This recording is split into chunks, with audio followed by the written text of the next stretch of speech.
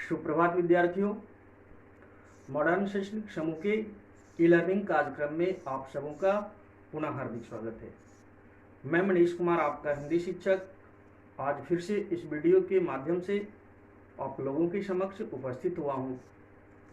मेरे प्यारे विद्यार्थियों, आज मैं इस वीडियो के माध्यम से आप सबों को पंचम वर्ग के हिंदी पाठ्य पुस्तक में संकलित पाठ संख्या 2, जिसका शीर्षक है गुरु का स्थान, इस कहानी को अच्छी तरह से समझाऊंगा।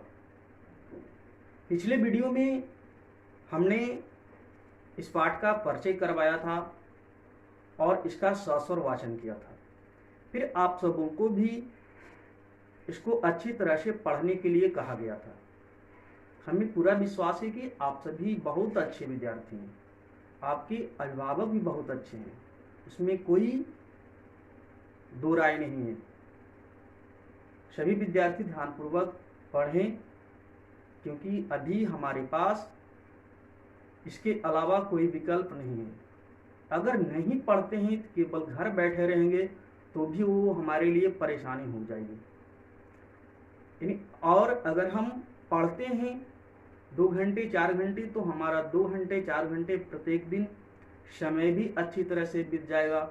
और ये जो वर्तमान समय है, हमारे सामने जो परिस्थिति है, उससे हम प्रत्येक दिन लड़ सकते हैं। तो आज हम पिछले वीडियो में पाठ परिचय आप लोगों को करवाया था, हमने सस्वर वाचन भी किया था इस कहानी का। आज हम इसको समझाएंगे। शीर्षक है गुरु का स्थान। बड़ी ये अच्छी कहानी है जो हमें शिक्षा देती है। क्या शिक्षा देती है? यानी इस कहानी के माध्यम से हमें यह पता चलता है कि गुरु का स्थान कहाँ होना चाहिए और क्यों गुरु का स्थान,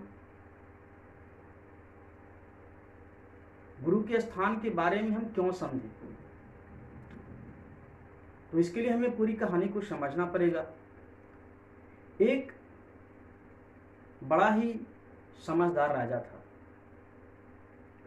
अपने राज्य में प्रजा की देखभाल अच्छी तरह से कर रहा था। फिर भी उसके मन में इच्छा हुई कि हम एक ऐसे गुरु को अपने साथ रखें जो कि हमें यह बताएं कि हम प्रजा की देखभाल कैसे अच्छी तरह से कर सकते हैं। यानी जो अपने राज्य का संचालन वो अच्छी तरह से कर रहा था, उसको और ढंग से करने के लिए राजा को एक गुरु की तलाश थी। इस बात को उन्होंने अपने मंत्री को बताया कि मंत्री जी, एक ऐसे गुरु की तलाश कीजिए जो कि हमें यह समझा सके, हमें यह बता सके कि अपने राजा की देखभाल, अपने प्रजा की देखभाल हम अच्छी तरह से कैसे कर सकें और इससे हमारा कुछ मन भी लगेगा, समय भी बीत जाएगा और कुछ शिक्षा भी प्राप्त हो सकेगी। मंत्री बोले, बहुत ही अच्छी बात है, मैं शीघ्र ही इसकी व्यवस्था कर देता हूं। तुरंत ही मंत्री ने एक अच्छी गुरु की व्यवस्था राजा के लिए कर दिया। पहले यह आप लोगों को जान लेना चाहिए कि ये नाटक के रूप में ये कहानी नाटक के रूप में आप लोगों के सामने रखा गया है।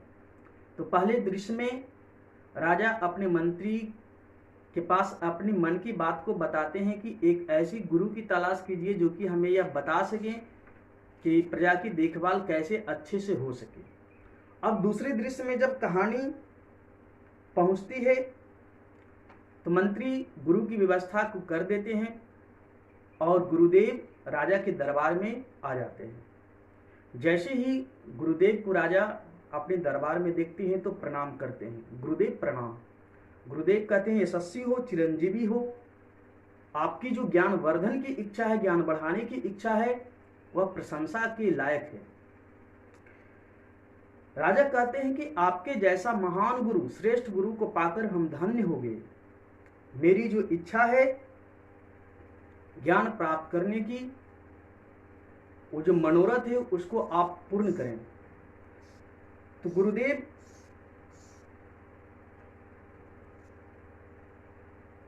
कहते हैं कि देखिए, सबसे पहली शिक्षा तो ये है कि राजा का सबसे पहला कर्तव्य है कि प्रजा के हर सुख दुख के बारे में जानकारी रखे। यानी राजा का सबसे पहला कर्तव्य यह है, सबसे पहला काम यह है कि प्रजा के हर एक, उसके राज्य में जो भी प्रजा है, प्रत्येक प्रजा की सुख दुख के बारे में राजा को जानकारी हो।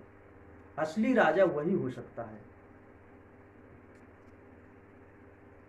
राजा के मन में दया का भाव होना चाहिए, दयालुता होनी चाहिए। जिस राजा के मन में दया का भाव नहीं होगा, वो कभी भी अपनी प्रजा को अच्छी तरह से नहीं चला सकता है। इस तरह दोनों में वार्तालाप प्रत्येक दिन होती थी। कई महीने बीत गए, लेकिन राजा को गुरुदेव जो बातें बताते थे वो राजा को समझ में नहीं आ रहा था। प्रत्येक दिन जो भी शिक्षा प्राप्त करते थे, राजा अपनी रानी को जरूर बताते थे कि आज हमने गुरुदेव से इस चीज के बारे में जानकारी लिया। एक दिन की बात है,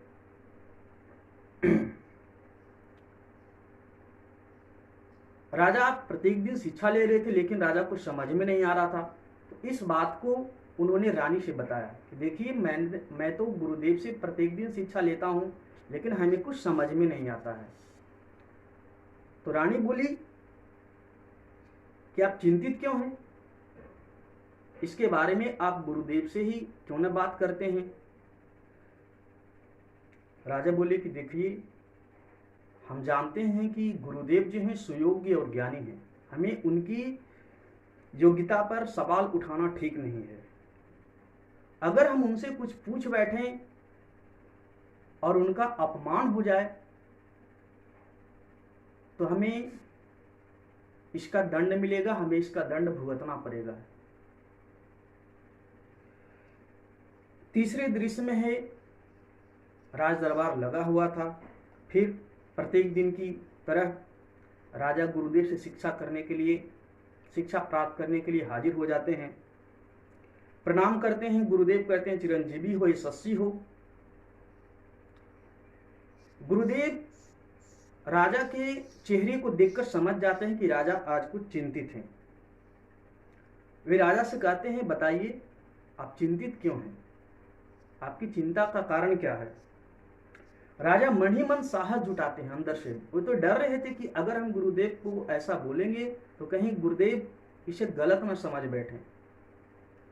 तो बताते हैं कि गुरुदेव क्षमा करें, आपने जो भी आज तक हमें बताया है, जो भी शिक्षा दी है, हम उसके बारे में कुछ भी नहीं समझ पा रहे हैं।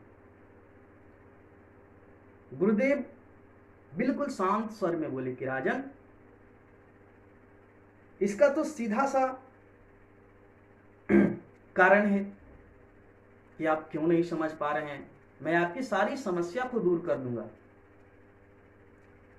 आपको यह ध्यान रखना चाहिए कि अभी जो हमारे यानी गुरुदेव और राजा के बीच में जो संबंध है, गुरु और शिष्य का है।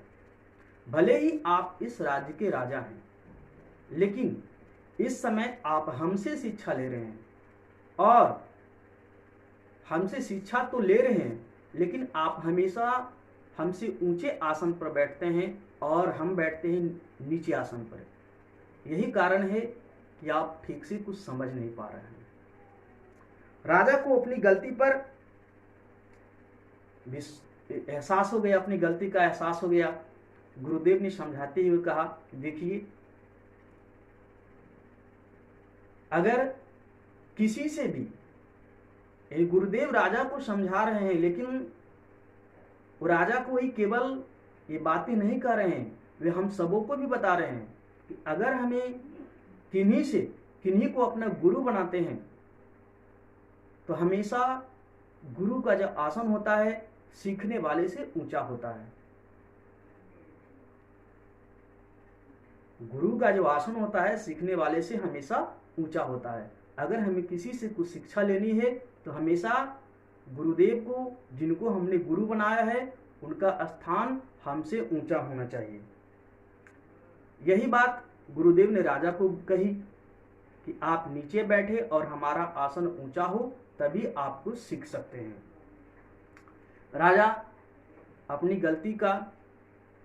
राजा को जब अपनी गलती का एहसास हुआ तो उन्होंने हाथ जोड़कर क्षमा मांगा कि मैं तो आज तक इस बात को समझा ही नहीं।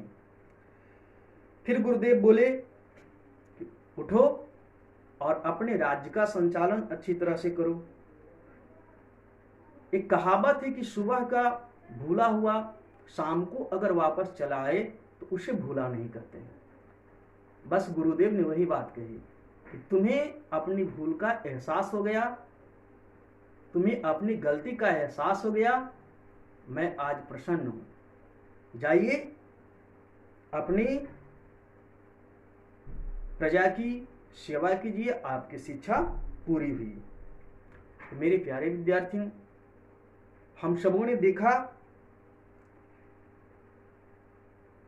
कि अगर हमें कुछ सीखना है तो हमें गुरु का सम्मान करना होगा, गुरु को अपने से ऊंचे आसन पर बैठाना होगा। हमारे धर्म ग्रंथों, इतिहासकारों, पुराणों में बहुत सारे कवियों ने गुरु की महत्ता को बताते हुए कहते हैं, कबीरदास कहते हैं, गुरु गोविंद दो खरे काके लागू पाए, बलिहारी गुरु आपनो जिन गोविंद दियो बताए। और भी कहा जाता है, गुरुर ब्रह्मा गुरुर विष्णु गुरुर देव महेश्वर गुरुर साक्षात पर ब्रह्म तस्मै श्री गुरुवे नमः। यानी गुरु ही ब्रह्मा है, गुरु ही विष्णु है, गुरु ही सारा संसार है। गुरु अंधकार को दूर करने का रास्ता है।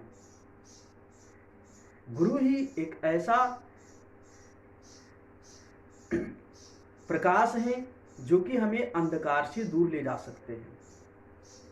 तो आप सभी विद्यार्थी इस वीडियो को जरूर देखेंगे और यह समझेंगे कि कैसे राजा को जब अपनी गलती का एहसास हो जाता है तो गुरु से क्षमा मांगते हैं, और गुरु जो बताते हैं कि अगर किन्हीं से भी कुछ शिक्षा प्राप्त करनी है तो हमेशा गुरु का स्थान सीखने वाले से ऊंचा होना चाहिए। यानी जो बताने वाले हैं, जो शिक्षा देने वाले हैं, उनका सम्मान करना चाहिए, तभी हम लोग कुछ सीख सकते हैं। तो आप सभी इस वीडियो को जरूर देखेंगे और इस पूरी कहानी को फिर से एक बार पढ़ करके सबसे पहले तो इसमें आए हुए जो भी मौखिक और लघुत्तरीय प्रश्न हैं उसको अपनी रफ कॉपी में पहले बनाने का प्रयास करेंगे। फिर आप लोगों से अगले वीडियो में पुनः भेंट होगी। तब तक के लिए जय हिंद, जय भारत।